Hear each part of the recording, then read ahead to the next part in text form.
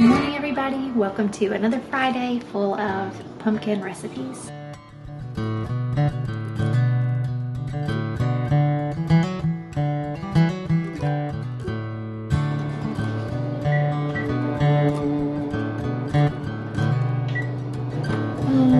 Okay. It says we need almond milk. I have to go get that from out there. We need vanilla. On a spoon of these. Okay. Just be careful, don't spill.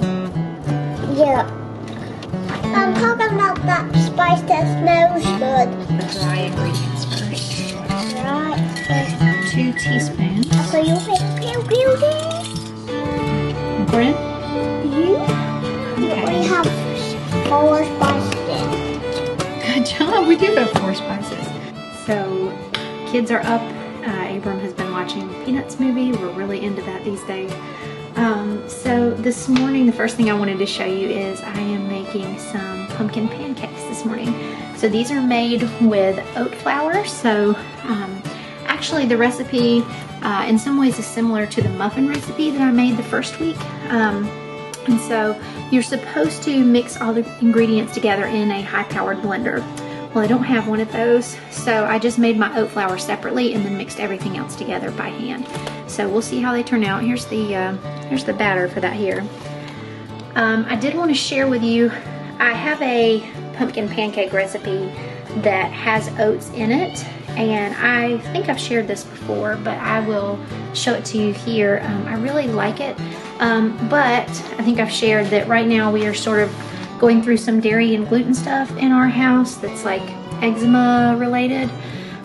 So we're sort of just doing some trial eliminations of food. So right now, dairy and gluten are those things that we're leaving out. So anyway, we really like this recipe, and I've made it a ton in the past, but right now we're just not making it because it has wheat in it. Well, this little one is now awake. You say cheese? Cheese. Good job. So I wanted to show you also how we make our bacon. So I just start out with it on a sheet pan that's lined with parchment paper. I really like the thick cut bacon. I have found this really at any grocery store. I just like the thicker cut bacon. That works really well for the oven. I put the parchment paper on a cookie sheet and then line the bacon up, make sure to space it out. And then I cover each piece with some brown sugar. It doesn't have to be a lot. And then I usually put cracked black pepper on it. We ran out of our pepper grinder, so this is just some regular ground black pepper, and then I put it in the oven at 400 degrees, usually for about 20 minutes. Sometimes certain pieces will get done sooner than others, but usually that's a pretty good 400 degrees for 20 minutes. It's usually done. If you do let it drain, don't let it drain on a paper towel too long, because the sugar on it will cause it to stick to your paper towel. Not bad for our first flip. Getting ready to put another one in right beside of it. Let's check on the bacon.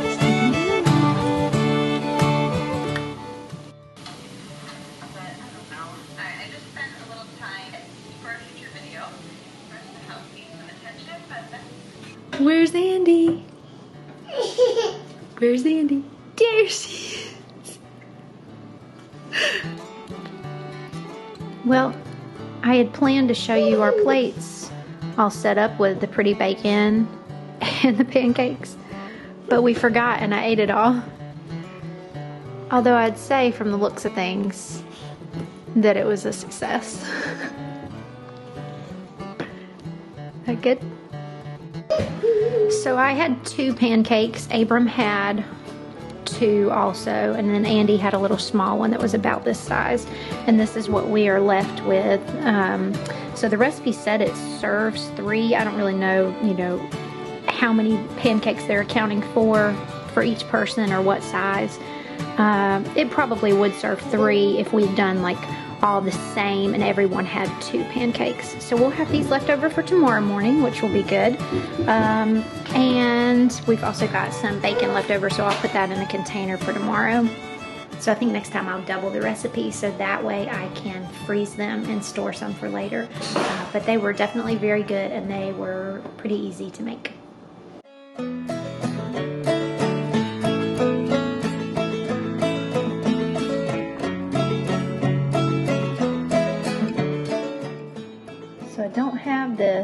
don't have this, but I have everything here.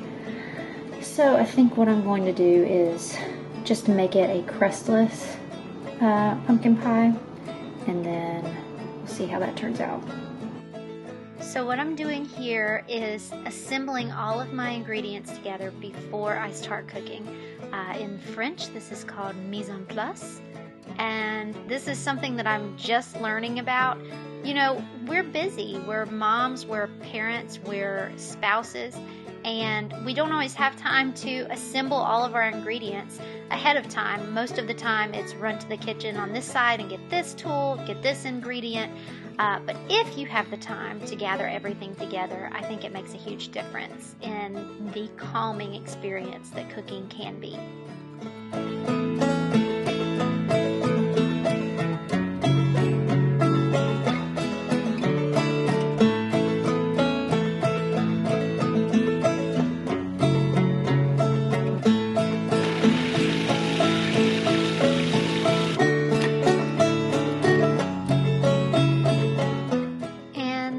This doesn't have any raw egg in it. Just hold it towards the pie, just like you are.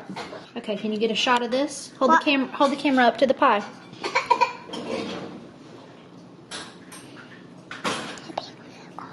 How's that look? Is that a good shot? Yes. Okay.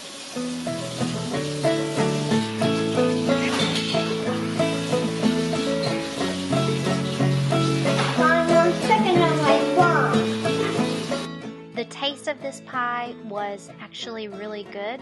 I would love to have a crust, but I didn't have those ingredients, and in the spirit of frugality, I did not want to go out and specifically buy ingredients, and I wanted to use what we had. So in the future, I would like to try this recipe again with a gluten-free crust. Thank you guys so much for watching. Please subscribe, and I will be talking to you soon.